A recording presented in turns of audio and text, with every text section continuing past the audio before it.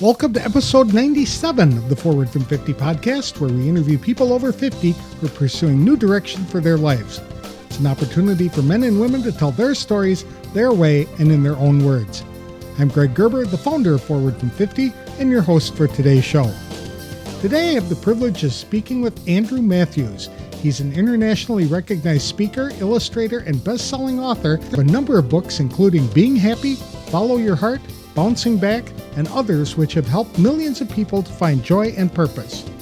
Andrew's insights into happiness are refreshingly simple, yet very impactful. In our conversation, he shares how he discovered that the happiest people are often those with bigger challenges than the rest of us.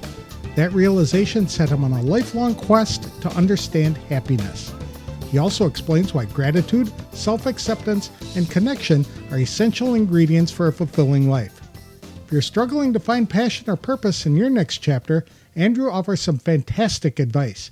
You never know what might spark new excitement in your life. Get ready for an inspiring discussion about happiness, resilience, and the power of perspective by welcoming author and illustrator Andrew Matthews to the show. Thanks for joining me today, Andrew. I really appreciate the time. You have devoted your life to helping people find happiness. What prompted you to do that? When I was 25, Greg, I made a shocking discovery. I discovered that the happiest people I knew had bigger problems than me. And that made no sense.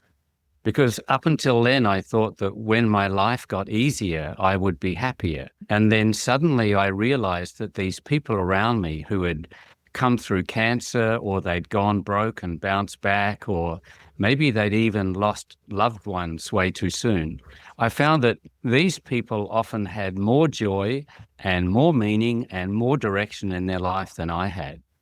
So that set me on a quest to try to figure out, what is it that makes us happy? Why are some people happier than others? And how can I be happy like them?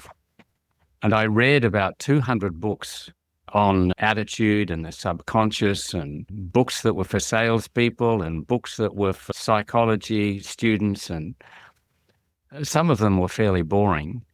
But out of those books and out of some of the workshops that I attended, I began to piece together some simple, basic things that were important, that helped me.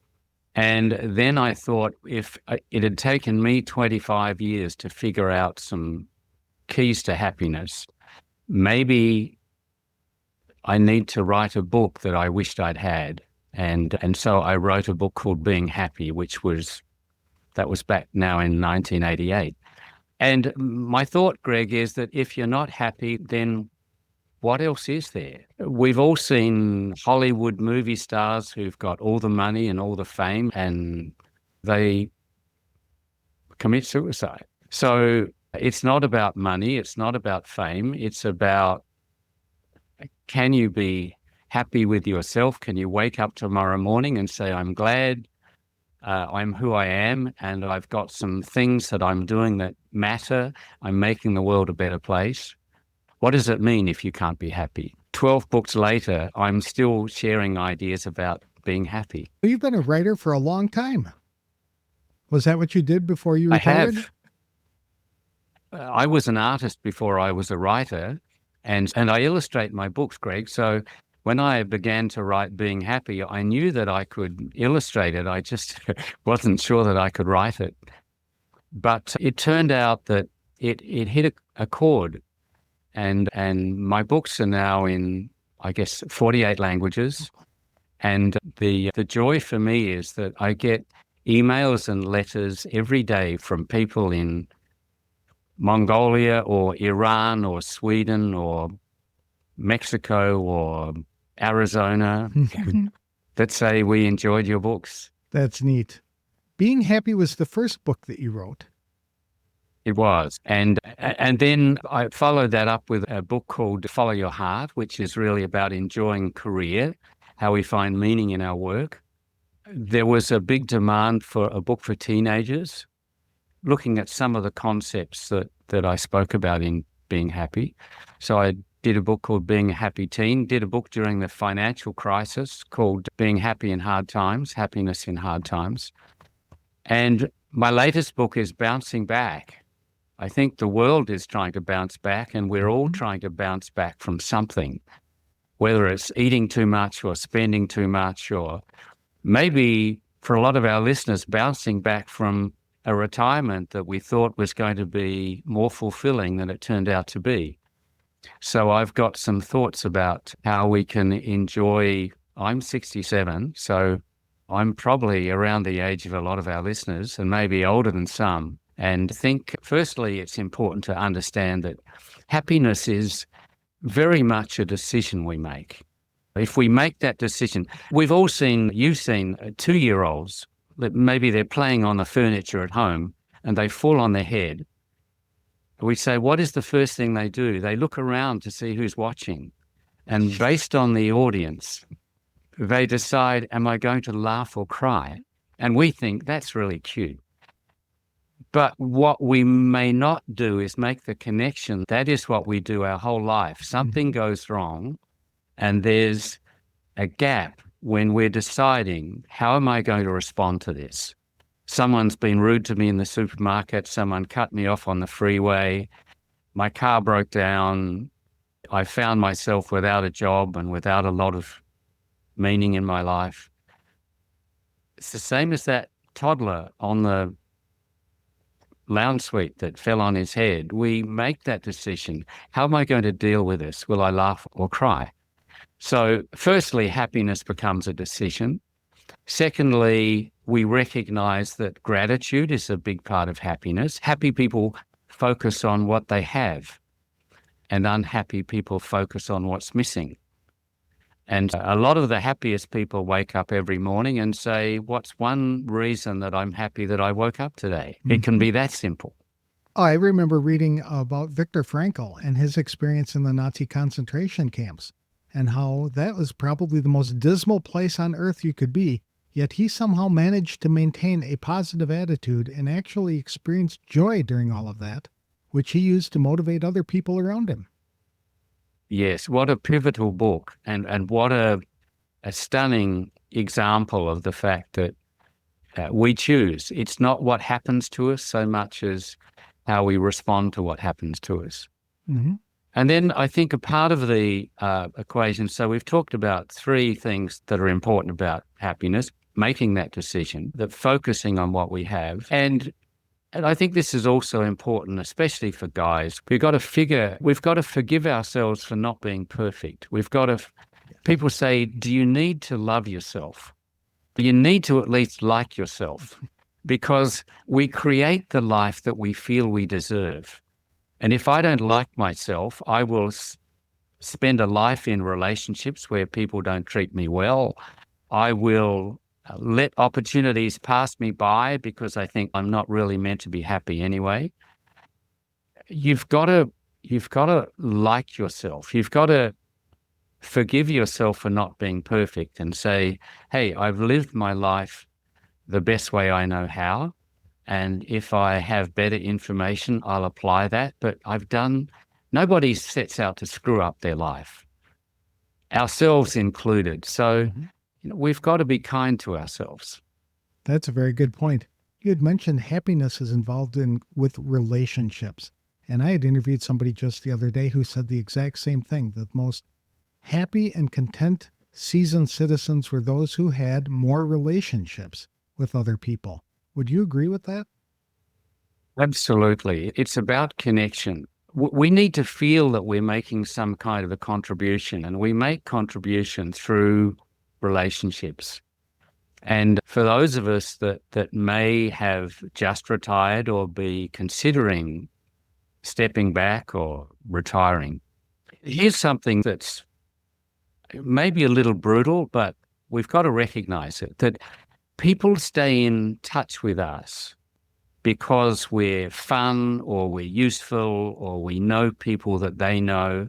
In many ways, people stay in touch with us because it serves them. And as we become less connected and less useful and less helpful and know less people, then other people tend to just let us drift away. And if we're not careful, our circle of relationships will diminish.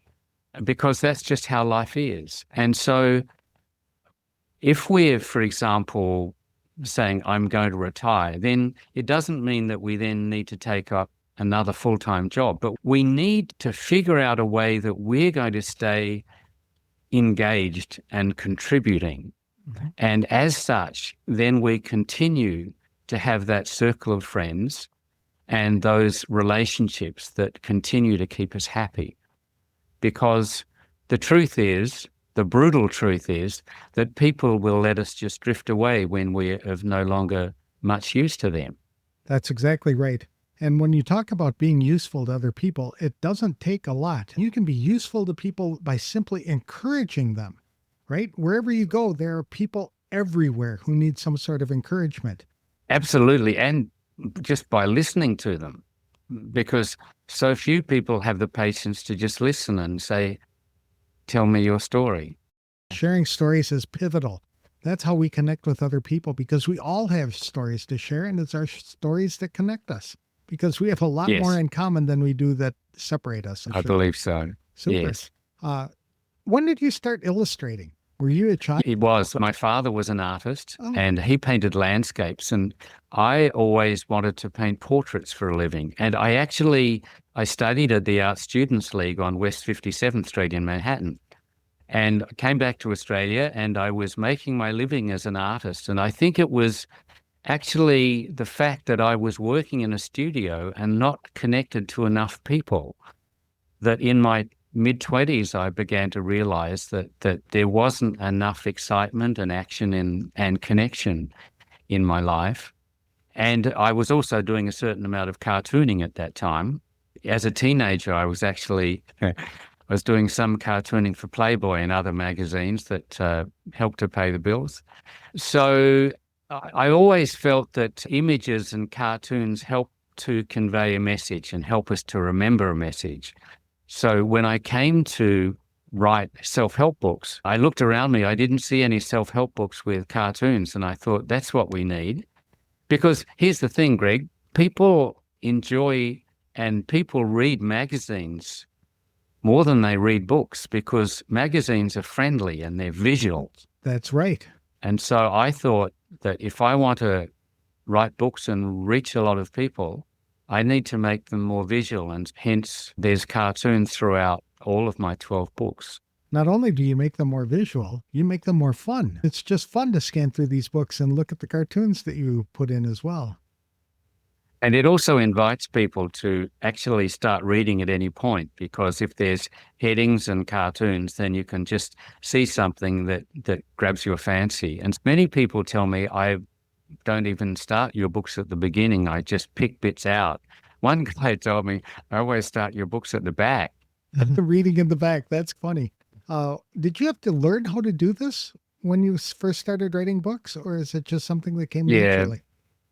Yeah, very much. I had an interest and I guess a certain amount of talent, but I've been studying drawing and how to represent the human figure, and then how to take that information about how you draw a regular kind of person and translate that into a cartoon or a caricature. Mm-hmm. So I've been studying that now for 50 years, and it's still a joy for me to pick up a pencil and draw a cartoon, a caricature, a portrait. And I think hobbies, if we're talking about finding joy, having ourselves a hobby that can be there for us in down times or spare times is critical. Mm-hmm. And in fact, if I share a thought that I had the other day, I was doing some writing. I think for whatever it is that we do, one of the most important thoughts that we can have, sometimes we're saying, am I really good at this? Whether we're playing the guitar or making speeches or drawing pictures, we remind ourselves that whoever it is that we admire, whoever it is that does these things better than us, there's no magic to it. Rembrandt had the same paints and the same brushes and the same canvas that I have. Elton John has the same number of keys on his piano as you have. Mm-hmm. And whenever it is that you're struggling, if you can just say to yourself, there's just things about this that I haven't discovered yet. And if I apply myself, I can learn these things and I can get better because it's not magic. I can do it. That's right. They say if you read 3 books on a specific topic, you elevate yourself to the top 5% in knowledge on that particular topic. How important is gratitude to happiness? I think it's fundamental, Greg. I've got a cartoon in one of my books, and there's a guy, and he's got one slice of cake and a big smile on his face, and the caption is, "Happy people focus on what they have." And then the second panel, there's a guy, and he's got a whole cake minus one slice, and he's just focusing on the slice that's not there. And he says, and the caption is, "Unhappy people focus on what's missing." Mm-hmm. If there's a key to enjoying today, it is the mindset that says, what do I like about my wife, my husband? What do I like about where I live? What do I love about my kids? What do I like about where I am right now? Because we find in life what we look for. Mm-hmm. And so if we're to say, how do you become grateful? It's the questions that we ask ourselves. Similarly, I can ask a question, what do I not like about who I am and where I am? What irritates me about my wife? But we find what we look for. Mm-hmm. And if we make it a habit, which is the habit of happy people, we say, what do I like about this? What do I like about the friends that I play tennis with? What do I like about living in Phoenix or Wisconsin or Sydney? Then we discover things that we can be grateful for, and what we focus on expands. I know a lot of people, their minds start going down a specific track, and it just follows wherever their mind is leading them. So if they start thinking negatively, within a short period of time, that snowballs into a rotten day.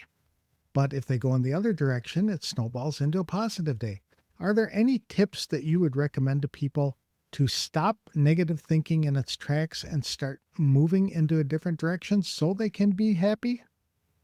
Yes, Greg, I would say that it's almost like we tune into a frequency where if we've got negative thoughts, then we get more and more. Negative thoughts are like rats. You get one negative thought, and before you know it, you're surrounded by them. It's you're driving home, and suddenly someone cuts you off on the freeway, and you say, "I hate being on the freeway at this time, and why do people do that?" And then your next thought is, "And tonight I've got to cook dinner. Why can't my family be more helpful?" And your next thought is, "I never wanted to move here in the first place. I was much happier where I was, and my mother always told me I was making a big mistake. Why did I marry this person? And now I've got a headache. Maybe it's a tumor." And You're reading my mind. Yeah. We say, how do we beat that? We need an extermination strategy for these rats.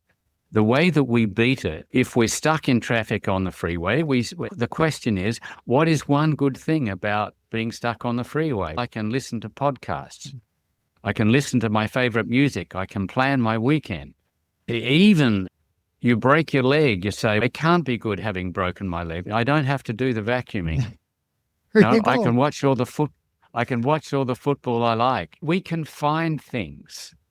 It's not that we would have chosen what we've got.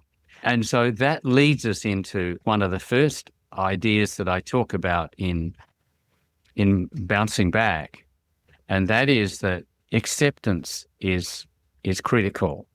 That some people think that if something happens to you that you don't like, maybe you don't get a promotion, or someone smashes into your brand new car, or your girlfriend dumps you, a lot of people live their life like, if I don't accept this, I won't be stuck with it. Mm-hmm. But the reverse is actually true. When something happens to you that you don't like or you hate, you move on by accepting it. You say, "I wouldn't have chosen this, but now I move on to what I want." Acceptance is power. Acceptance is saying, this is where I am. I didn't want to be 20 pounds overweight, but I've got it. And now once you accept it, then you move on. That's an excellent point. It's so hard to do, to get trapped in that stinking thinking mentality and then to snap out of it. But yeah, just finding that one thing to bring joy is often enough to alter the direction and just start. It sounds so simple, but why is it so hard for people to implement? That's what I'd like to know.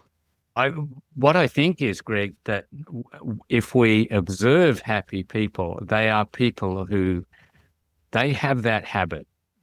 They're at the airport, their flight is cancelled, and the first thing they ask themselves is, what's good about this?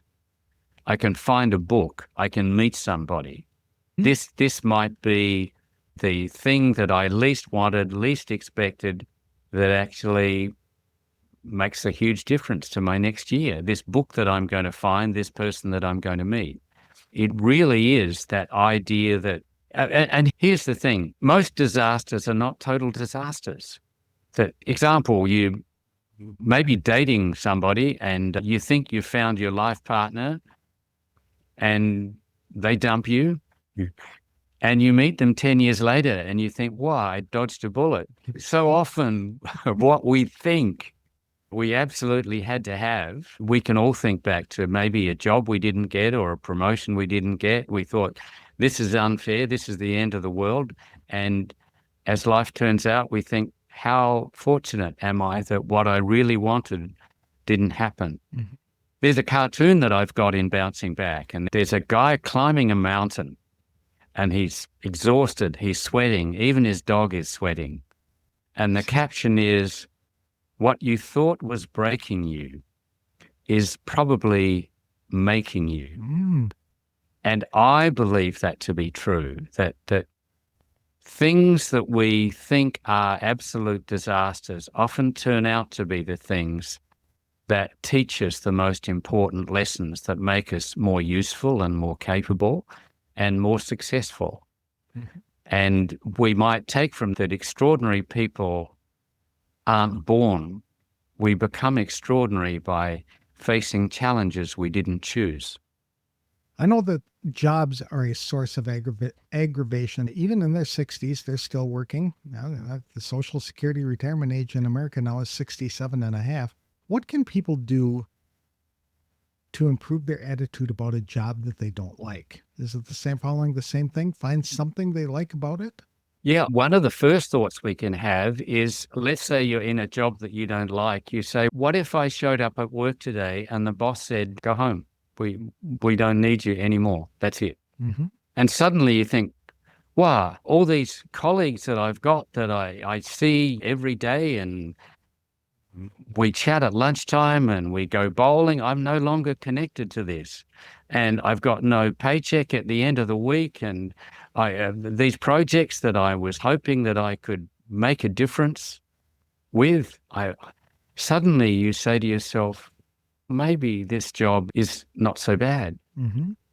One of the other thoughts that I have, Greg, is that what irritates us perhaps most about jobs is not the job itself, but the people in it. And they say that we don't quit jobs, we actually quit managers. So I have some thoughts about how we see the people at work. And that is this, that when you know the struggles and the heartbreaks of almost any person, mm-hmm. and that includes people that you know and work with that are difficult or irritating, when you know their private struggles and heartaches, it can really break your heart. And I have a friend I play tennis with, Ted, and Ted's always making fun of people, but in a happy way. And he seems like he's bulletproof. He makes fun of people. Everyone makes fun of him. Everyone thinks that nothing would ever bother him. Mm-hmm. And he confided in me in a quiet moment last year. This guy that nothing seems to worry him. He's in real estate. I mean, he's got to be tough. And he said to me, my life is a nightmare. He says, there's not a day that I don't wake up that I worry that I've done the wrong thing or that I've said the wrong thing. It's hell. I've played tennis with this guy for 10 years, and I had no idea. And it imprinted in my mind this thing that we sometimes say to ourselves, why are people so difficult? Why are they angry? Because we have no idea what they're going through. Exactly. And for those of us that are going to a workplace, there's people in our workplace, their kids are ill, their parents are dying. There's people that have a shocking secret. They're broke and they don't know how they're going to make it through next week. And if we ask ourselves, why are people so difficult? The question is not, why are some people so awkward or difficult? The question is really, how do some people even survive with how tortured they are inside? And I think if we remember that people are going through far more than we ever imagined, then we can be a little less judgmental and give people the benefit of the doubt, and work becomes a lot more enjoyable. Not just work, Andrew. You walk into any business and the clerk that is serving you might be having a bad day because of the same reasons. And it's nothing to do with you. It's just something that's going on in his or her life that is impacting the way that they can relate at that point. Correct? So it's not just a little bit more grace and a little bit more understanding and asking questions. What's going on in your day? It's causing this. Yeah. Just showing some empathy might make all the difference in their life that day. Yeah, great point, Greg. And then we don't feel that it's anything that we've done. Mm-hmm. And so we're happier. We just recognize that there's people going through this. I agree. With bouncing Yeah. back, one of the key themes to that is finding purpose for your life. Is it that important to have purpose? We all need to feel that we're making a contribution. I might share a story. I had a fellow came to my house recently to install some sliding doors. And he was a happy, chatty guy and started telling me about his life. He'd been a professional motorcycle rider, traveled all over the world for 20 years. Then he developed this very successful business in Melbourne where he figured out a technique to remove fully grown trees and transplant them to other, just amazing. And he owns real estate. And here he was installing sliding doors in my house. It wasn't his business. So I said to him, Adam, you don't need to work. I said, what are you doing in my house installing sliding doors? I said, you could retire. He said, I did. And he said, I couldn't sleep. And I started to worry about stupid little stuff that doesn't matter. And he said, I was at a dinner and I met the guy who owns this sliding doors business. And I said to him, can I come and work for you for nothing for a month? And the guy said, sure. So Adam said, I've been here 5 months now and I'm so much happier. And my thought is, Greg, that we, and you know this better than me, but we have this idea that the perfect life is floating around on a cruise ship with nothing to do except order room service. And that might work for 3 or 4 or 5 weeks. But there's a point that we get to where we start to focus on stupid little stuff that doesn't matter. And the biggest thing in our day is, why is my room service 10 minutes late? Mm-hmm. And that's when we remember that we all need connection and we all need a reason to get up in the morning and we all need to be making a contribution. That's right. Purpose always involves serving people in some other way, I think. Otherwise, it's just an activity that you're engaged in. In bouncing back when it comes to change and accepting things you cannot change. You had talked about that a little bit earlier. There are just some things going on that you can't change it. So why dwell on it? We were talking about acceptance and the idea that acceptance is power because it enables us to move on. We're stuck with things that we didn't choose and we didn't like. The first thing is we recognize that effective people live one day at a time. If something has happened, change has happened and you don't like it and you say, I'm not happy with this. Effective people say, I will do my best today until bedtime to deal with what I have, and then tomorrow can take care of itself. It's a little bit like If we're climbing a mountain and we get stuck on a ledge, all our concentration goes into how do we deal with this ledge? We don't worry about how is my life going to look in 5 years' time or how I'm going to deal with this.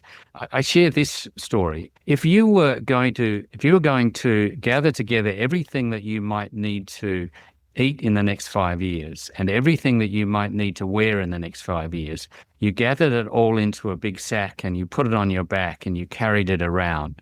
You say, how would that work for you? And obviously at some stage you would collapse because you're not designed to carry that kind of load.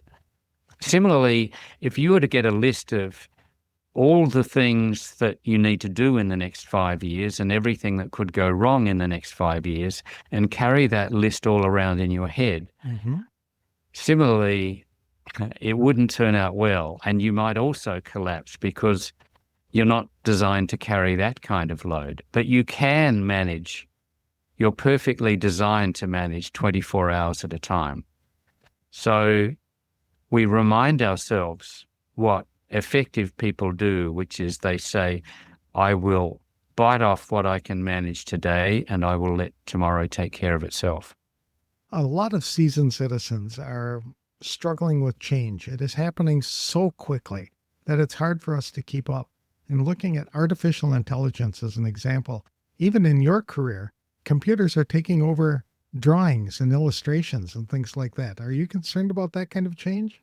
I'm sure I'm going to be surprised at what computers can do when, in terms of drawing cartoons and the pictures that I will normally draw for my books. I believe that there is still enough, there is so much of my experience and maybe my quirkiness and the way I think and that I would put into a cartoon that I don't think an AI program is going to figure out yet. What it's going to be doing in 20 years' time. People have called me up and they've said they've been to GP chat and they've said, write me a paragraph on happiness like Andrew Matthews writes, and they say it's amazing. So people are doing that, of course. I think in terms of what AI does with writing, I think it's still, a little bit bland, doesn't really have a lot of personality, for example. And I think that is probably still true for a lot of things that AI might create at the moment. It's just a bit bland, but still amazing. It lacks heart. That's what the problem is. Heart and emotion is the general rule. If you had to go back in time, is there anything you do differently? One thing is I would be more grateful. Gratitude is a theme to my books, and I was pretty fortunate early on in my career as an author. Being Happy was a book that a lot of publishers rejected, but before I knew it, we'd sold about 3 million copies of Being Happy.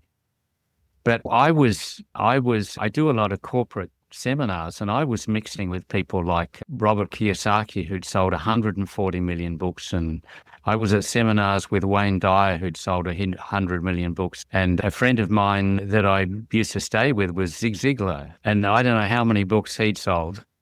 And so early in my career, I was comparing myself with other people who were just phenomenally successful. And I've learned something from that. Don't compare other people with yourself. And it sounds like a cliche, but I would have told myself that as a younger person. I was blessed, but I didn't know how blessed. It's true. We often compare our weaknesses to other people's strengths, and there's such a huge gap between somebody else's strength, especially an expert, and my own weakness that it can be depressing when you think about that. But it's also refreshing to know that the person who is strong in that area is very weak and often in an area where you excel. So it all balances out. It does. Yes. Do you have any advice for people over the age of 50 who are looking for a passion or struggling with something to get excited about and a purpose for their lives? What can they do? The first thing I would say is let's try a lot of things. Life is a numbers game. And if you're saying to yourself, I need to find myself a passion, but I don't know what to do. Let's try a lot of things. Let's try helping a charity. Let's try guitar, piano. Let's try tennis, pickleball. Let's try, do you call it bushwalking in America? Or walking in the mountains? We just call it hiking. Yes. Hiking. Okay. Let's just Google what are the 100 hobbies that people most enjoy, and then go through that Google list and pick out 20 and say, I'm going to do these. And 19 of them, you may think, no, I don't think so. And then number 20, you may think this is wonderful. Or it may not even be a hobby. Amongst that, you may say, I'm going to try tutoring 10-year-olds or 12-year-olds, get myself around some young people. But try a lot of stuff, and most of all, make sure that some of it involves not just you, but with other people. If you want to paint, okay, paint some of the time by yourself, but get in a group and go places and try a lot of things, and just keep on trying things until you find something that really lights your fire. That's excellent advice. You had mentioned that you might be able to provide 3 tips for anyone to be happier. What would those 3 tips be? I touched on those. Oh. One was that happiness is a decision that we make. Number 2 was focusing on what we have. And number 3 was being gentle with ourselves, forgiving ourselves for not being perfect, because we need to like ourselves. So let's look at one more thing that we can do to live a better life and bounce back from wherever we are.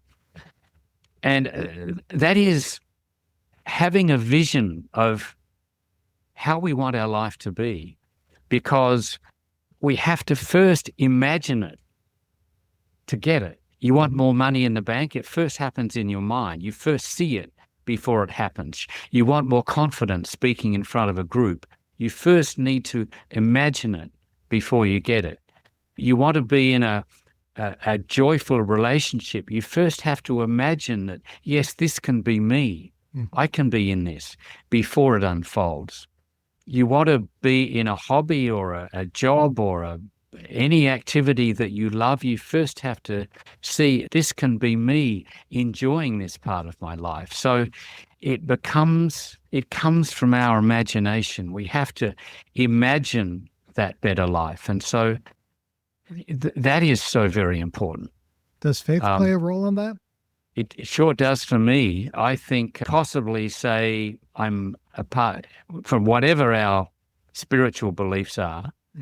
And for me is I'm a part of this universe. I'm not disconnected, and I am loved and I am blessed, and things happen for a reason. And I just believe that the best things are going to unfold for me.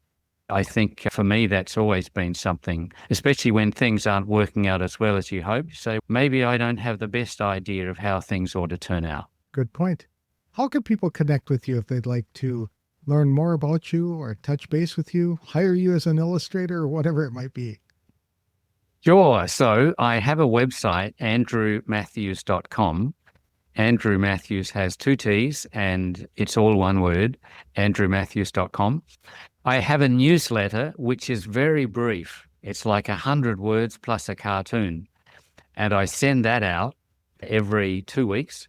I'm on YouTube. I've probably got 180, 200 videos on YouTube where lots of little 1-2 minute videos where I talk about enjoying work, enjoying life, being happy, relationships, lots of my cartoons in amongst that. So you'll find me on YouTube, also Facebook, on TikTok, Instagram, and all of my books are on Amazon.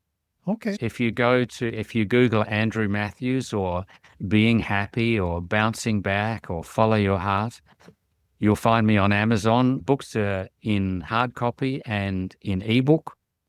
And Follow Your Heart and Bouncing Back are both audiobooks.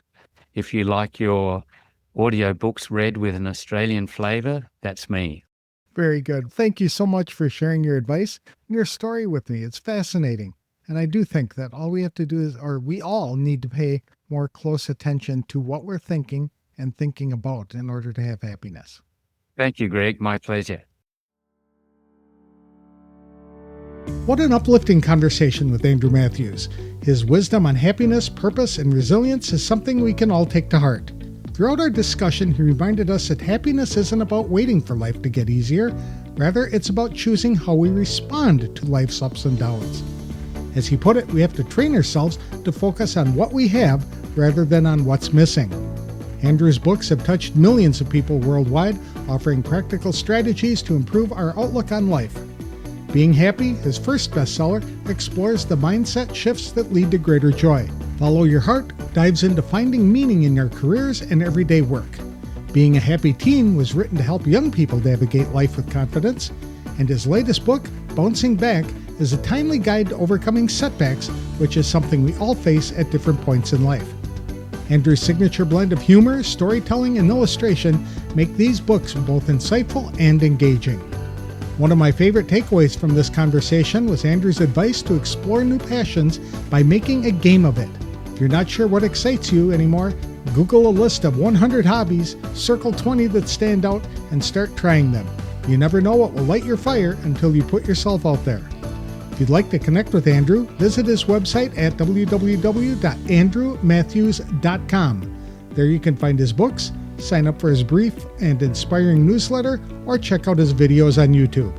All of Andrew's books are available on Amazon in print, ebook, and audiobook formats. That's all for this week's show. If you'd like to start living a more meaningful life, I encourage you to download our free guide to finding purpose, which is available at www.forwardfrom50.com. I'll have another inspirational interview on the next episode of the Forward from 50 podcast. Thanks for listening, and if you like this show, please consider leaving a review wherever you download the episodes.